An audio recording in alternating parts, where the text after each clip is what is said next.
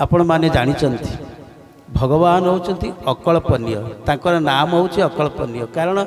समस्त को परिकल्पना करा जाई परिबो भगवान को परिकल्पना करा जाई परिबो नहीं एक कथा मु कहूनी ए कथा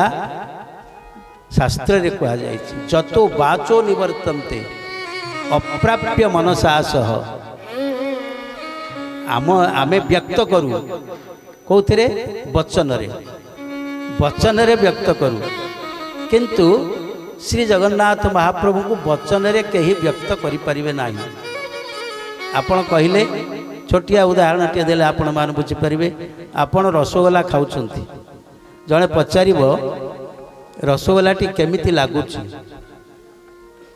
ता किछि भाषा अछि वर्णना करिबा पई मिठा लागुची मिठा माने कोन मो पाटी के तो मिठा लागुनी आपण कहउछंती मिठा लागुची ठीक अछि किंतु मते तो मिठा लागुनी मिठाटी कौन से वस्तुटी कौन जेमिति रसगोलाटी खाइला परे तार प्रकृत स्वरूप को केही व्यक्त करि परिबेनी व्यक्त के करूची व्यक्त करिवो आमर आमे शुणुचे कान को पचरा जीवो कान रसगोलार स्वरूप कौन कान कहिवो मु शुणिची मिठा लागे ना से जिनिसटा कौन से को मु कहि परिबेनी आखि की पचरा जीवो रसगोलार स्वरूप कौन आखि कहब मु देखी धड़ा धड़ा दिशे गोल होकर दिशे एति मात्र किंतु रसगोला स्वरूप मु कहि परिबेनी ये देह गोटे ज्ञानेन्द्रिय ये चर्म रे आनिक रसगोला को घसीब पचारिब ये रसगोलार स्वरूप कौन चमड़ा कहब मु जानिनी ठंडा ठंडा लागुच ताहले रसगोलार स्वरूप किए कहबो वचन वचन कहि पारुनी कान कहि पारुनी आई तो ज्ञानेन्द्रिय आम शरीर भितर भगवान जो ज्ञानेन्द्रिय गुड़िक देइचंती जार माने जी होची ज्ञान संपन्न सब कथा कहि दउची पिपुड़ीटे चलिले से कहि दउची कौन गोटे शुणिले से कहि दउची किंतु रसगोलार स्वरूप कहिबा पई वचन नाही तेणु सबु ज्ञानेन्द्रिय जो चुप रहती सेतिक बेले पचरा जाए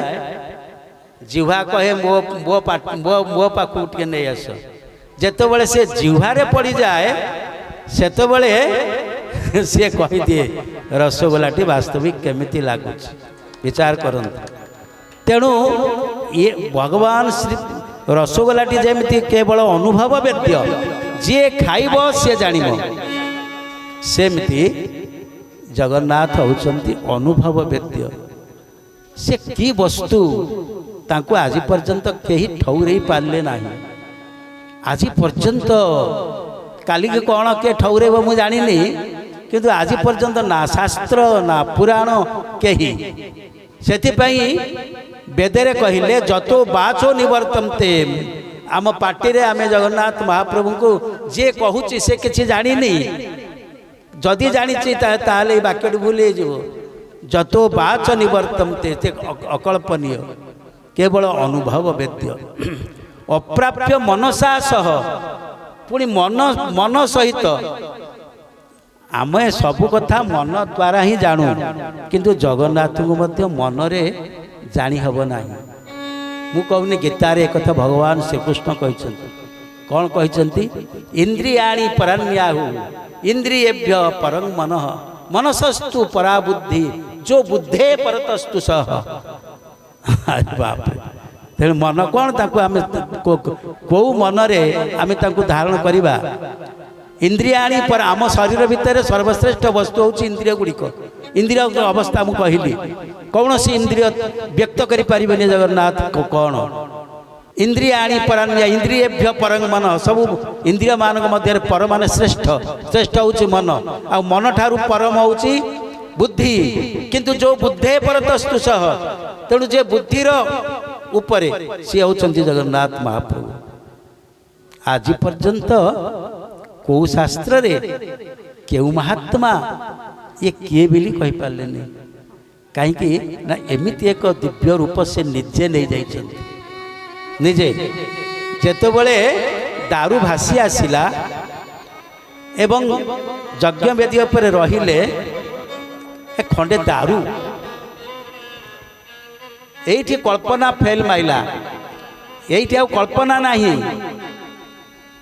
केही कल्पना कर पारुना ना इंद्रदुम्न महाराजा ना